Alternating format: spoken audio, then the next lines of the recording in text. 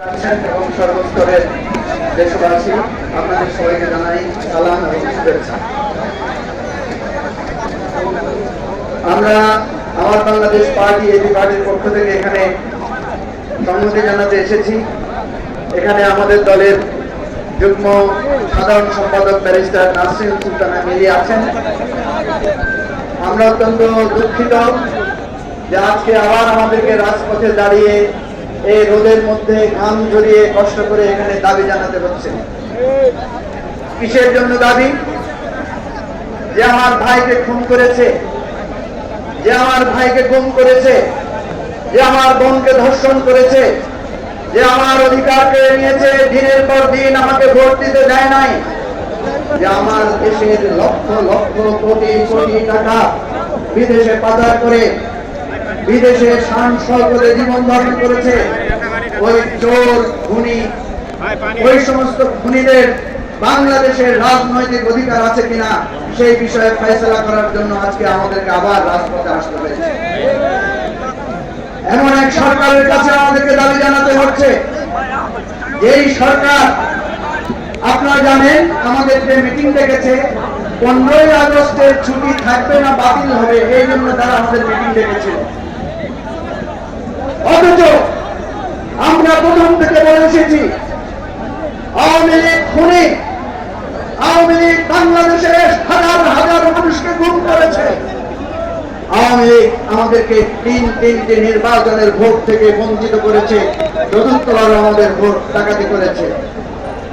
আওয়ামী লীগকে বাংলাদেশের মানুষ 5ই আগস্ট আওয়ামী লীগকে 15 বছর আমাদের অধিকার কেড়ে নিয়েছে।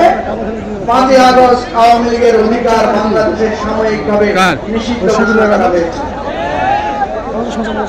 আওয়ামী লীগ জমিদার ভোটের অধিকার চায় আমাদের 18 সাল 14 সাল 2024 সালের ভোটের অধিকার ফিরিয়ে দিতে হবে।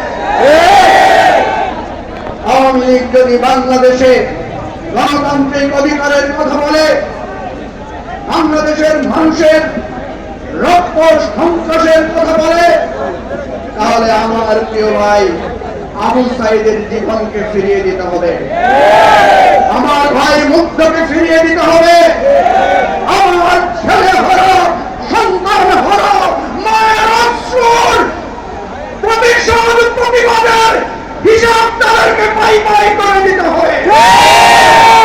আমাদের স্পষ্ট কথা, অন্তর্বর্তীকালীন সরকারকে স্পষ্ট করে বলছি, আগামী 48 ঘন্টার মধ্যে সর্বদলীয় সভা ডাকুন। আওয়ামী লীগকে রাজনৈতিকভাবে, সাংস্কৃতিকভাবে, সামাজিকভাবে, সর্বাত্মকভাবে আওয়ামী লীগের রাজনীতি বাংলাদেশে নিষিদ্ধ ঘোষণা করতে হবে।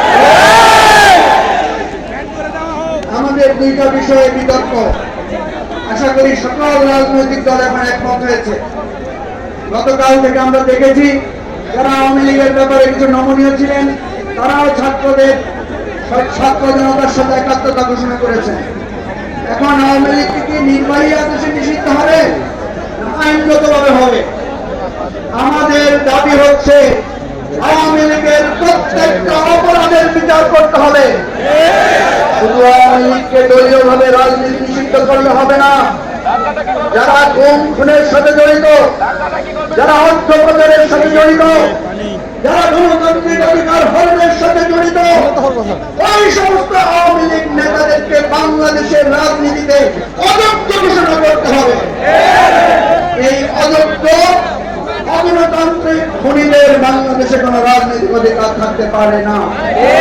আমরা আমাদের সম্মতি জানিয়ে গেলাম, সরকারকে দাবি জানালাম, প্রয়োজনে আইসিটি অ্যাক্ট যে আইন করা হয়েছে সেখানে দলীয় রাজনীতি নিষিদ্ধ করার বিধান, যারা গুম করবে, খুন করবে, লুটপাট করবে, গণতন্ত্র ধ্বংস করবে, তাদেরকেও দলীয়ভাবে বিচারের বিধান যুক্ত করার আমি এখান থেকে জোর দাবি জানাচ্ছি।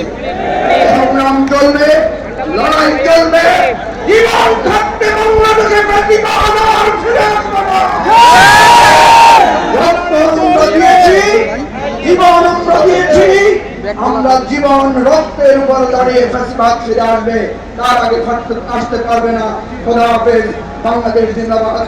আমার বাংলাদেশ পার্টি জিন্দাবাদ। সংগ্রাম বিপ্লব সফল হবে ইনশাআল্লাহ। আসসালামু আলাইকুম।